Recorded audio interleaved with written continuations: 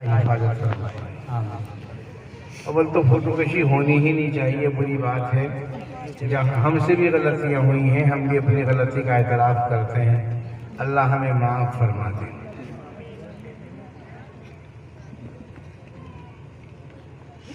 حضور اکرم صلی اللہ علیہ وسلم نے فرمایا ہے،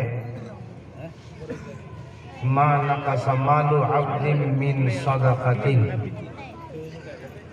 کہ صدقہ کرنے سے کسی آدمی کا مال کم نہیں ہوتا۔ ابھی آپ نے حضرت مولانا کی زبانی سنا ہی ہے کہ اللہ کے بینک میں جمع ہو گئے ہیں۔ دنیاوی جو بینک ہے، یہاں سے جو سود ملتا ہے اس کا استعمال جائز نہیں۔ آپ بینکوں میں اپنی رقم جمع کرتے ہیں تو آپ کے لیے صرف وہی حلال ہے جو آپ نے جمع کیا۔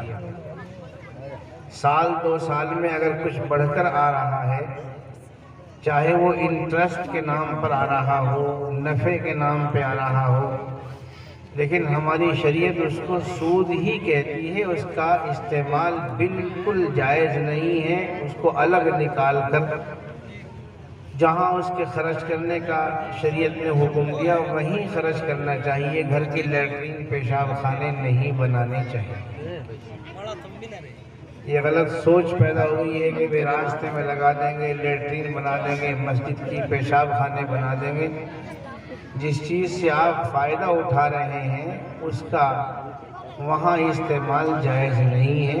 یہ صرف اور صرف غریب لوگوں کا حق ہے، اور وہ بھی آپ کو اس پر کوئی ثواب صدقے کا نہیں ملے گا۔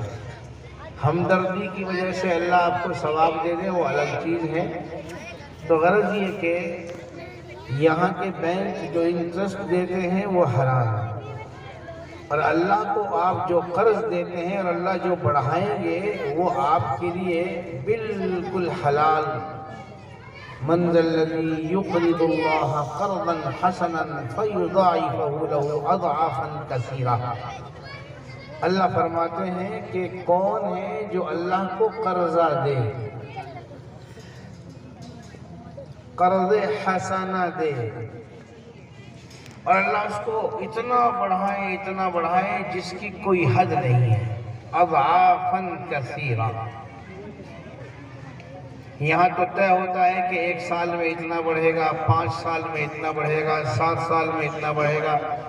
کوئی 5 سالے میں ڈالتا ہے، کوئی 7 سالے میں ڈالتا ہے۔ مسلمانوں کے لیے تو اس کی گنجائش بالکل ہے ہی نہیں۔ ہمارے بعض بھائی ڈال دیتے ہیں کہ بھئی اتنے بچی بڑی ہوگی، اتنے زمانے کے لیے ہم بینک میں پیسہ ڈال دیں گے، 10 سال کے لیے، تو وہ اتنے بڑھ کے مل جائیں گے۔ یہ ساری اسکیمیں غیر مسلموں کے لیے ہیں، مسلمانوں کے لیے نہیں۔ مسلمانوں کو تو چاہیے کہ وہ تجارت کریں۔ مسلمانوں کو تو حکم یہ دیا گیا ہے کہ کاروبار کرو، اس سے تمہیں بھی کام ملے گا اور نہ معلوم کتنے دوسرے لوگوں کو کام ملے گا۔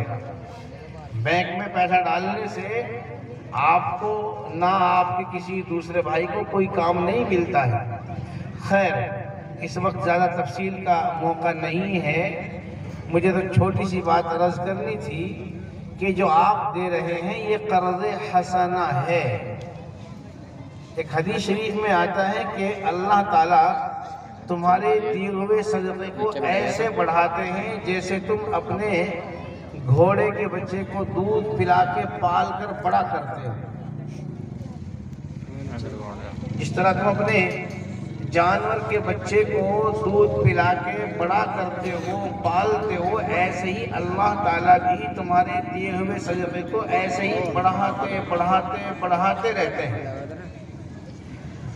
دنیا میں معمولی صدقہ کیا ہوگا، لیکن جب آدمی اللہ کے یہاں پہنچے گا تو اس کا اجر پہاڑوں کی شکل میں ہوگا۔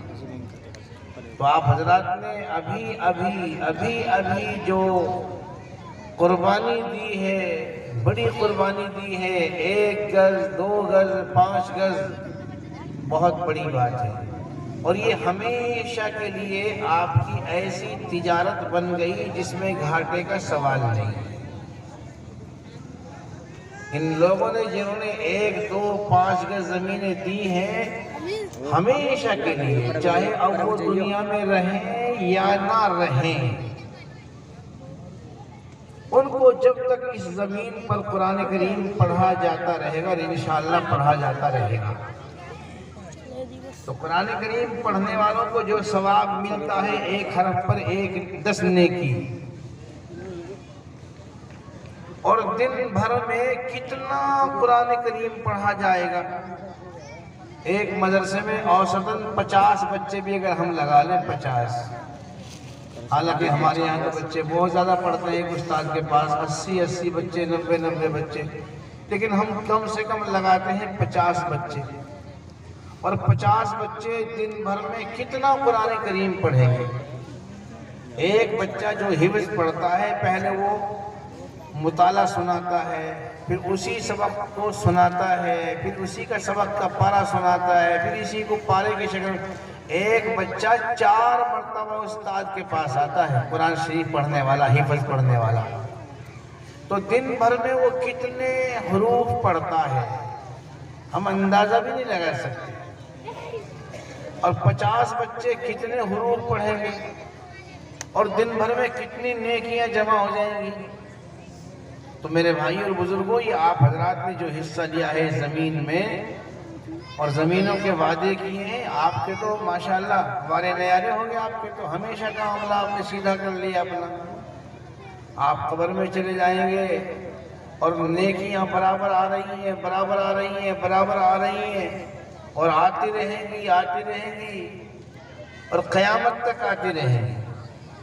تو میرے بھائیو، یہ تو بڑا عجیب و غریب معاملہ آپ حضرات نے کیا ہے۔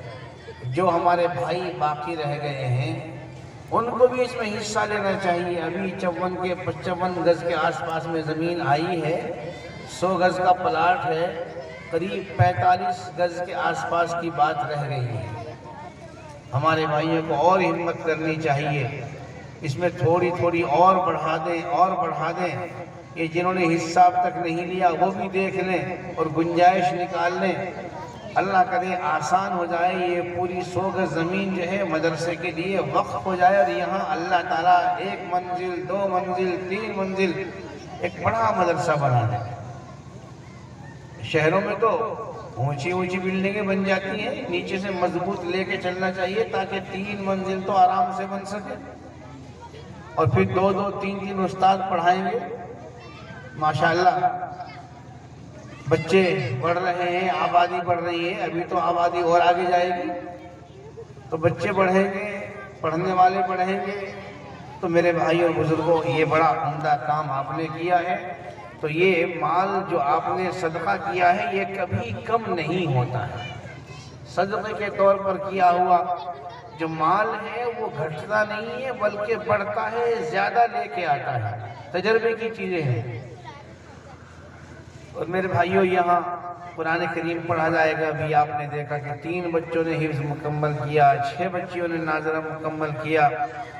ہر ہمارا بچہ لازمی طور سے قرآن کریم سے واقف ہو، اس کو ہم لازم کر لیں، لازم کہ کچھ بھی ہو جائے۔ اگر ہم پورے وقت کے لیے اپنے بچوں کو نہیں بھیج سکتے، بچے اسکول میں جا رہے ہیں، کالج میں جا رہے ہیں، تب بھی ہمیں 1 گھنٹے 2 گھنٹے کے لیے اپنے بچوں کا وقت ضرور نکالنا چاہیے۔ ہمارا کوئی بچہ، اب اس مجمع میں جو ہمارے بڑے بڑے نوجوان ہیں، 20 سال کے، 25 سال کے، 30 سال کے، اگر الگ الگ بٹھا کر ان سے یوں کہا جائے کہ تمہیں سورہ فاتحہ یاد ہے، التحیات یاد ہے، درود شریف یاد ہے، نماز پوری یاد ہے، حالانکہ ایسی بدگمانی مسلمانوں کے ساتھ کرنی نہیں چاہیے۔ ہمیں تو یہی سوچنا چاہیے کہ نہیں سب کو یاد ہے، لیکن پھر بھی جیسے حالات ہیں، ان حالات میں میرا اندازہ ہے کہ کتنے ہی ہمارے بچے ایسے نکل جائیں گے اس مجمع میں جنہیں سورہ فاتحہ تک صحیح یاد نہیں ہے۔ جب سورہ فاتحہ یاد نہیں تو نماز کیسے پڑھیں گے؟ بس جمعے کی اصل میں ضرورت یوں نہیں ہے کہ نماز پڑھنی نہیں، ہم قرآن کریم پڑھنے کی ضرورت اس لیے محسوس نہیں کرتے کہ ہمیں نماز پڑھنی ہی نہیں ہے، ہمیں تو بھاگ دوڑ کے جمعے کی 2 رکعت پڑھنی ہے، بھاگے بھاگے بھاگے بھاگے بھاگے بس ہماری ذمہ داری پوری. اور جب امام کے پیچھے جمعے کی پڑھیں گے وہاں کچھ پڑھنا پڑتا ہی نہیں. کون دیکھ رہا کیا پڑھا کیا نہیں پڑھا؟ میرے بھائی اور بزرگوں، سوچنے کی بات ہے. یہ دنیا ہمیشہ رہنے کی جگہ نہیں ہے. جانا ہے اور اللہ کے سامنے پیش ہونا ہے.